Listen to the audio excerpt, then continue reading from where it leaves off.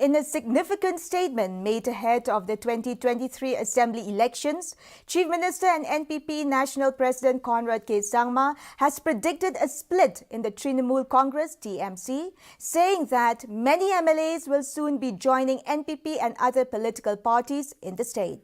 Speaking to media person, he said that Congress, which was the major opposition for the government in Meghalaya, has broken into half, while adding that many TMC MLAs in the state are going to join NPP and other political parties, and TMC is going to further break.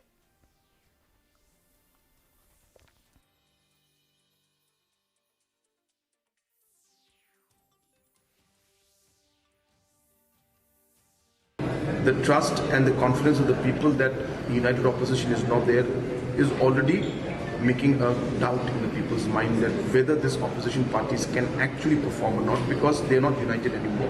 They've broken into half.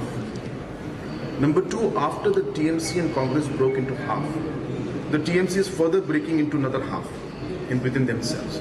Many TMC MLAs are either going to join the NPP or other political parties.